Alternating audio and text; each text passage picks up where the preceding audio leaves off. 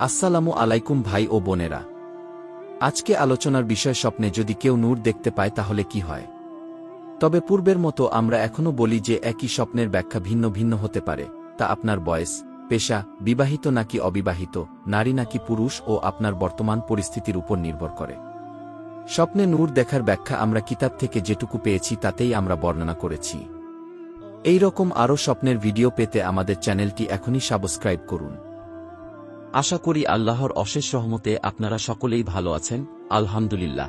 স্বপ্নকে আরবি ভাষায় রুইয়া এবং ফার্সিতে খোয়াব বলা হয়। হযরত হুরায়রা রাদিয়াল্লাহু আনহু থেকে বর্ণিত, রাসূলুল্লাহ সাল্লাল্লাহু আলাইহি ওয়াসাল্লাম ইরশাদ করেছেন, রুইয়ায়ে সালেহা তথা ভালো স্বপ্ন আল্লাহর নিকট থেকে দেখানো হয়।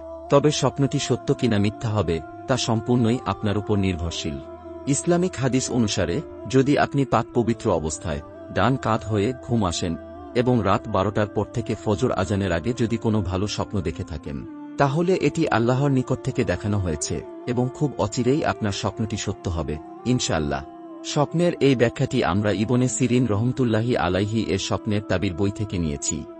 কুতাইবা ইবনে মুসলিম খুরাসানের স্বপ্নে দেখেন তার শরীর আলোকিত হয়ে গেছে, আলো তার চুল মুন্ডিয়ে দিয়েছে, এমনকি এই নূর তার লজ্জাস্থান পর্যন্ত পৌঁছে গেছে, কিন্তু তা মুন্ডিত নয়। তখন তিনি ঘুম থেকে জেগে তার স্বপ্নের কথা ইবনে সিরিনের কাছে জানালেন। ইবনে সিরিন তার স্বপ্নের ব্যাখ্যায় বললেন, নিশ্চয় তাকে হত্যা করা হবে, কিন্তু তার লজ্জাস্থান পর্যন্ত আঘাত পৌঁছবে না।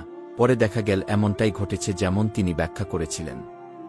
স্বপ্নে নিজের নাভির তলদেশে আলো পৌঁছতে দেখলে যদি এই আলো নাভির তলদেশের চুল নিয়ে যায় তা আনন্দিত হওয়ার আলামত। যদি তা নাভির তলদেশের চুল সরাতে না পারে তাহলে তা লিঙ্গগ্রস্ত হওয়া ও দুশ্চিন্তা বৃদ্ধি পাওয়ার লক্ষণ।